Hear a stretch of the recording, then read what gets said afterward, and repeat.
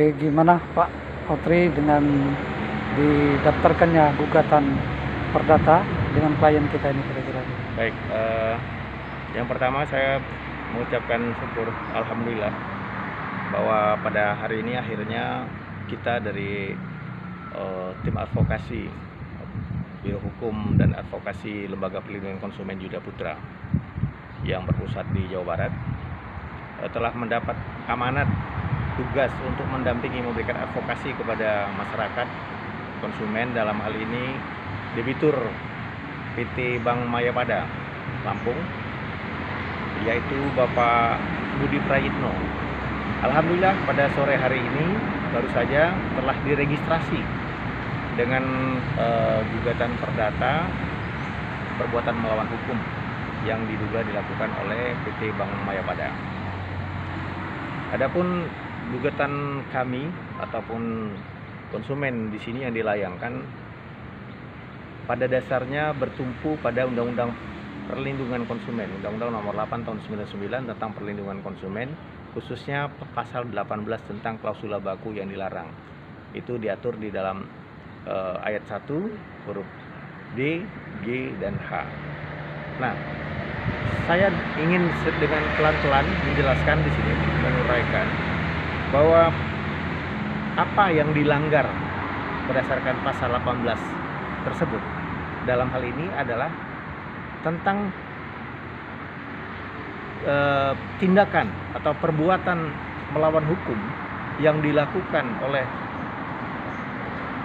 tergugat, dalam hal ini PT Bank Mayapada, yaitu memintakan kuasa kepada debitur atau konsumen untuk melakukan tindakan-tindakan hukum yang kemudian berpotensi atau secara langsung telah merugikan konsumen. Dan ini terbukti bahwa sekarang dengan adanya surat kuasa dari debitur kepada kreditur, dalam hal ini PT Bank Mayapada ini dari Pak Budi Prayitno, itu kemudian dipergunakan dengan secara sepihak, sewenang-wenang untuk mendaftarkan APHT, Akta Pemberian Hak Tanggungan, yang kemudian menjadi dasar turunnya atau terbitnya sertifikat hak tanggungan, yang kemudian itu menjadi dasar bagi pelaksanaan eksekusi lelang jaminan. Hal ini tentu saja sangat merugikan. Di lain sisi, lelang tersebut dilakukan juga dengan menetapkan harga limit yang juga menurut kami sesat, yaitu aset yang sedemikian besar dengan apa yang ada di atas tanah tersebut, yaitu tanah dan bangunan, dengan jumlah nilai yang seharusnya mencapai hampir 800 juta hitungan kami. Ada simulasinya kita buat di dalam gugatan. Ternyata itu cuma dilelang dengan nilai 220 juta.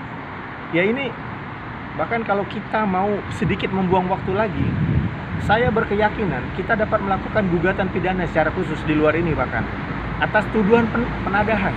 Itu dengan indikasi pertama, membeli dengan secara di bawah harga pasar, kemudian melakukan jual beli secara diam-diam. Artinya apa yang dilakukan itu tidak pantas dan tidak patut. Tapi baiklah, kita di sini berbicara khusus untuk perdata saja. Maka kita sudah melayangkan gugatan yang insya Allah akan diperiksa dalam beberapa waktu ke depan. Dan kita mohon doa dari seluruh masyarakat juga, khususnya konsumen yang merasakan hal yang sama, mengalami hal yang sama, doakan supaya perkara ini bisa kita menangkan.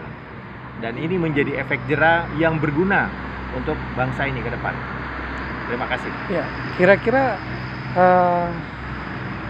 harapan kedepannya apakah bisa kita bela klien kita di kira-kira Pak? Ya, insya Allah. Kenapa? Karena sebetulnya untuk menemukan perbuatan melawan hukum yang jelas-jelas diatur oleh undang-undang di dalam hal ini, kita tidak perlu menjadi sarjana hukum atau magister hukum atau profesor hukum. Bahkan orang awam sekalipun yang punya rasional atau logika yang standar saja bisa menemukan ada perbuatan-perbuatan yang janggal dan melawan hukum. Kenapa saya katakan demikian? Jelas-jelas di dalam pasal 18 ayat 1 huruf D, G, H itu mengatur bahwa perbuatan memintakan kuasa kepada debitur oleh kreditur itu jelas perbuatan melanggar hukum, bahkan bisa dikenakan sanksi pidana konsumen. Walaupun sanksinya adalah option atau alternatif, itu bisa didenda maksimal paling banyak 2 miliar rupiah atau diberikan sanksi Sanksi. penjara paling banyak 5 tahun kurungan penjara. Jadi kalaulah memang ini harus dikalahkan, ya paling tidak pengadilan ini harus mampu menjelaskan apa dasar yang dipakai pijakannya untuk menyatakan bahwa perbuatan yang jelas-jelas diatur oleh Undang-Undang Perlindungan Konsumen melalui pasal 18 ayat 1 tersebut tadi ini dilakukan secara nyata dan transparan, terang benderang oleh pelaku usaha, kemudian itu bisa dinyatakan bukan perbuatan melawan hukum. Ya, saya ingin belajar hukum dari awal kalau begitu. Oke, baik. Terima kasih Pak Otri atas penjelasannya.